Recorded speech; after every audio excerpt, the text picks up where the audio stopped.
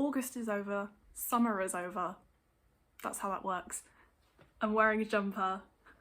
Life is good. Hello everyone, welcome to my channel. My name is Miranda, and today I'm going to talk to you about all of the books I read in the month of August, and also quite a lot of books I didn't read in the month of August. I DNF'd 2 books in August, which is actually quite a lot for me. So I did mention this in my July wrap-up at the very end, but at the beginning of August I was reading Luster by Leilani, and I decided to DNF it in the first couple of days of August because I just wasn't in the mood. So this is a kind of like millennial fiction type thing about a woman in her early 20s who starts having a kind of dysfunctional relationship with an older man, but also kind of his family. It's a bit weird, and I was enjoying this actually. Like parts of it I found really kind of well observed, and I underlined some lines in here that I thought were really funny. That's actually a lie. I underlined mostly things that I found to be really like just sentences that were worded really well. So there's one here that says, "I couldn't tell if I liked being alone or if I only endured it because I knew I had no choice," which really damn. And also, "I am good but not good enough, which is worse than being simply bad. It is almost the difference between being there when it happens and stepping out just in time to see it on the news." So yeah, there were lots of things that I actually liked about this. I think it's well written. I just really was not in the mood at the time, and I was kind of struggling to get invested. I might revisit it at some point, but it kind of got to the point where I was like, I just can't do this anymore. Then I finished a book, which I'm not going to talk about too much here because I did a full dedicated review video to it, and that is Paul by Daisy Lafarge.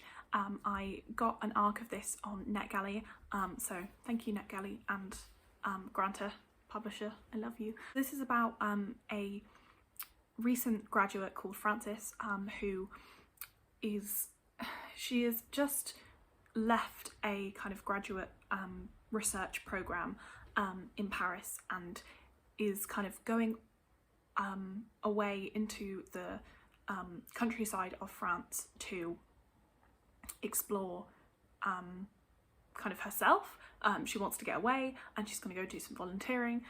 She meets this guy Paul, who is her host, and weird relationships ensue. This book was so compelling and so like gripping, even though nothing happens, and I was so amazed by like the level of detail and the level of like just intelligence in the writing. The amount of themes and motifs to unpack are just like, it's so delicious, but also it's like incredibly readable. Like it really sucked me in, and I couldn't quite figure out what that was like really intriguing me, because I didn't feel particularly connected to the characters or anything. I just kind of was like being drawn along. But anyway, I do a full kind of discussion of the themes and all the stuff that I liked about it in my review, so I will link that in the...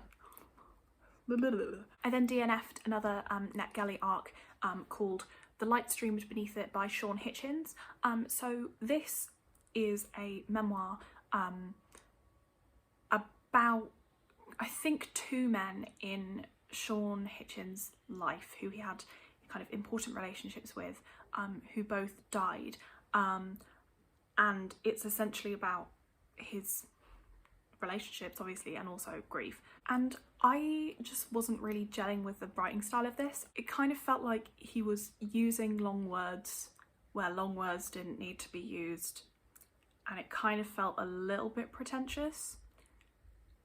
I don't know if that was just the mood that I was in, but I just wasn't feeling it. Also, it kept jumping around in time a lot, which I don't mind, but there were like lots of attention was given to some really tiny details that kind of felt not that relevant, and then you were just sort of plunged into a totally different scenario with a load of different people and you're like, what's going on here? Yeah, I just wasn't getting on with it, so I DNF'd. And I'm glad I did, because recently I've been kind of having a bit of a weird reading time where I'm not really gelling with books, but then I feel kind of obligated to carry them on and finish them, because then it'll add another number to the amount of books I've read this year, and it'll take them off my TBR and all that kind of stuff, but it's not worth it. It's really not worth it. So yeah, I'm proud of myself for DNFing 2 books this month. Then I listened to the audiobook of Little Eyes by Samantha Schweblin, which is translated from Spanish by Megan McDowell. So this is an interesting book that is basically about a new kind of invention where you can buy these little robots called Kentuckys, and essentially they're a kind of connection between two random people. So the Kentucky lives in someone's house, and like the person who's called the dweller, who kind of pays for a connection, can control the little robot and move it around, but can't communicate in any way. And then you can also obviously buy the little thingy, like the little cute animal that has a person in it, watching you, and have it as a kind of pet. And it kind of feels like a collection of short stories, because you start off by kind of exploring lots and lots of different people over the world, and their kind of relationships with these Kentuckys, and the kind of interactions that they have, and then you kind of hone in on a few different people and what they're doing.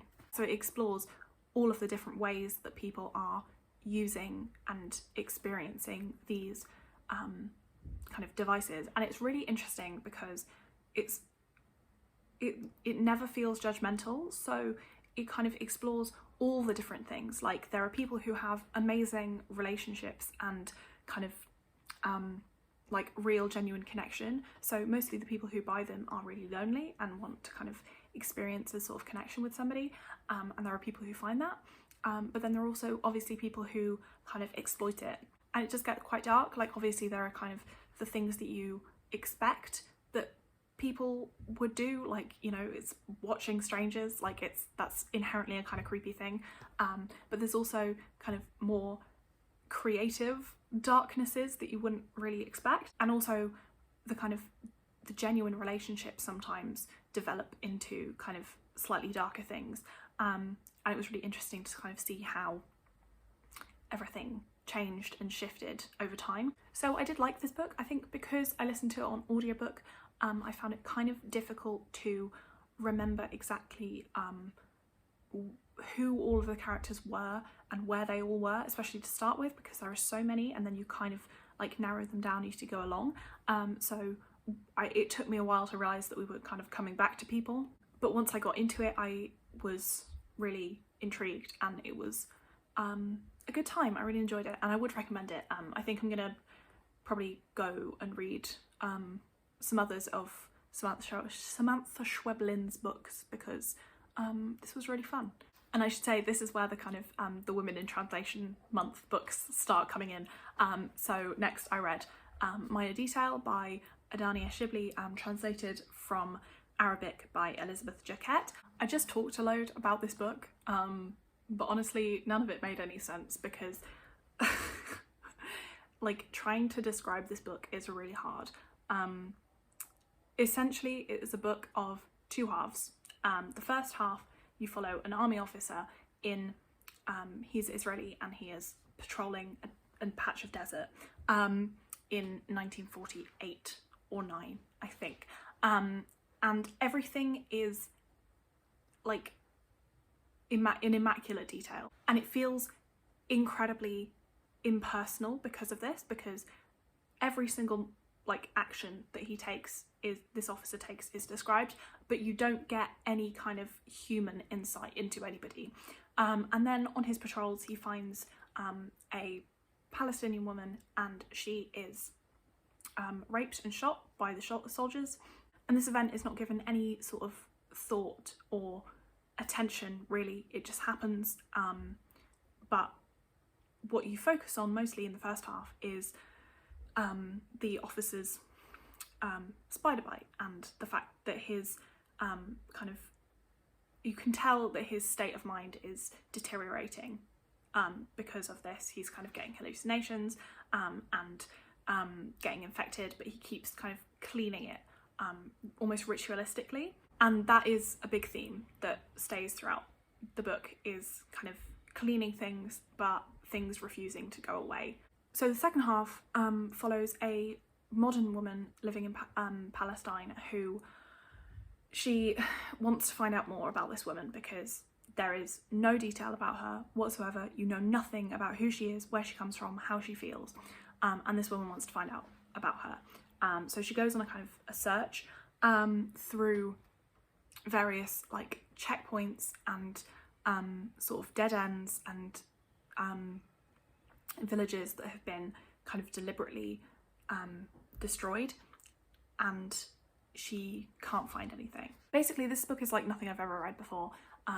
It's incredible and so beautifully constructed, and I think mostly it's about like humanity and war, and how war can be completely meaningless and unfeeling and unhuman. But it's also about kind of assigning meaning to things and making things mean something.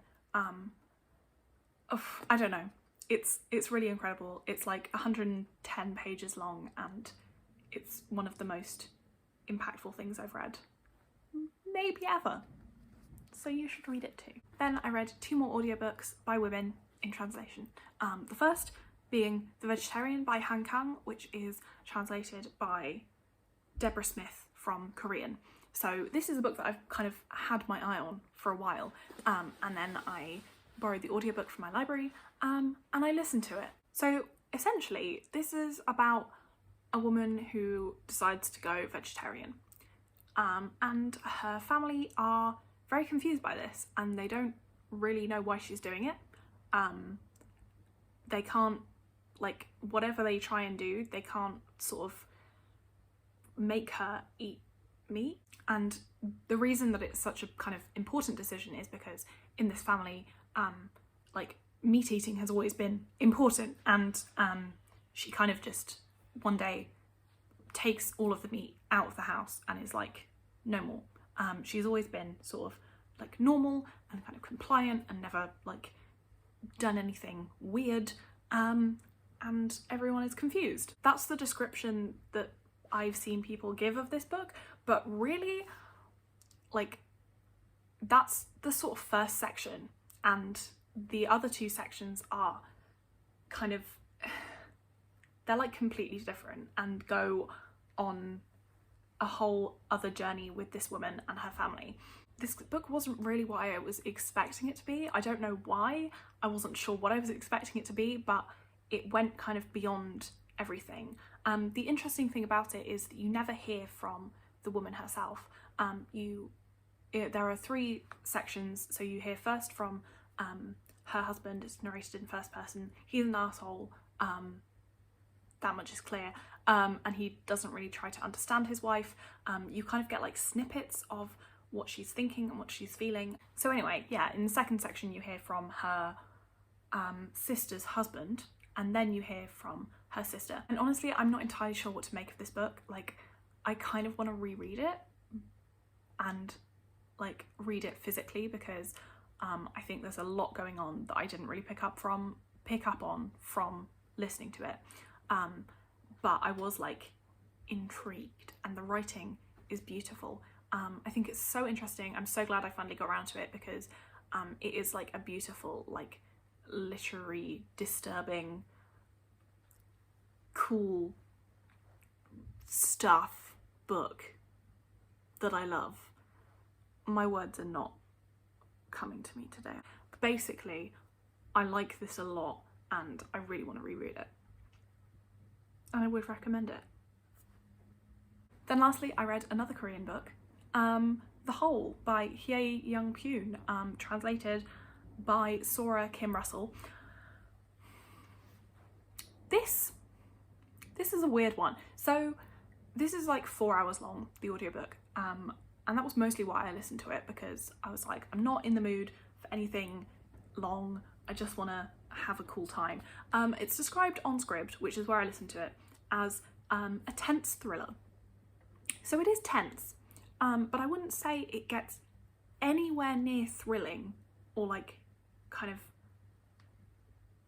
even that like tense really, or kind of worrying even, until like the last 45 minutes of the audiobook. And for most of the book I was kind of sat there like, I don't really know why this is happening or why I'm reading this, why this has been written.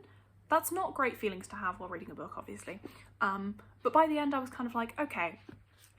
So basically this is about a man who is in a car accident. He survives barely. He is paralysed full body, but he is kind of in like rehabilitation, I suppose, and like gradually over the book gains some movement in his body, and his wife dies in the car crash. So the narrator is called Ogi. He is also kind of an asshole, and because of the accident and the kind of physical state that he is in, he cannot communicate with anybody beyond like blinking with his eyes for yes and no, and that very quickly becomes incredibly claustrophobic. You're kind of stuck inside his head with all of his thoughts that he can't communicate to anybody, and just with people saying stuff to him and doing stuff to him and doing stuff for him. You really feel that sort of like frustration and kind of ness, you know? And basically Ogi is left with only his mother-in-law, who is a widow. She also has no one left now that her daughter is dead. Her daughter is dead, and she and Ogi kind of come to depend on each other. Obviously Ogi depends on her much more than she depends on him, and she is basically the person who is like running his life, and it's essentially about the kind of weirdness of this relationship. So Ogi is not a likeable narrator.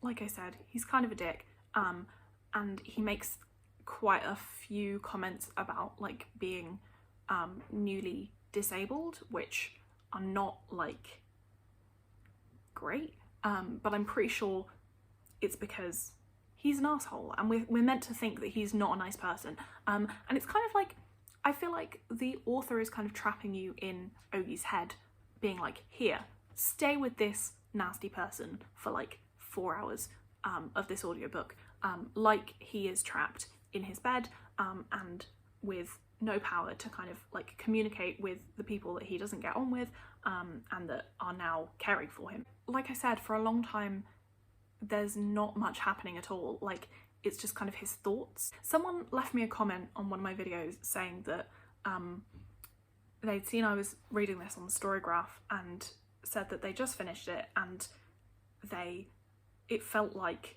while they were reading it they were in a coma. And I kind of feel like that, because like that's kind of the only way to describe it. Like, it's just, you're there in this guy's thoughts and it's just like, okay, we're riding this train, which doesn't sound like a very fun reading experience, and it's not really. I was hoping that the payoff would be kind of like worth it.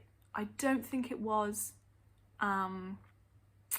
It gets kind of quite like creepy towards the end, especially because like basically Ogi is powerless and he can't do anything, and that is really terrifying to read at times and feels like really scary. And I think that this writer was doing something really interesting with like how he almost didn't want to have any control over his life. Like, over the course of the book you sort of learn that actually everything was kind of going wrong anyway, and even if they hadn't got into this terrible car accident, and he hadn't ended up like paralysed, things would have gone wrong, and like all of his life would probably be ruined anyway.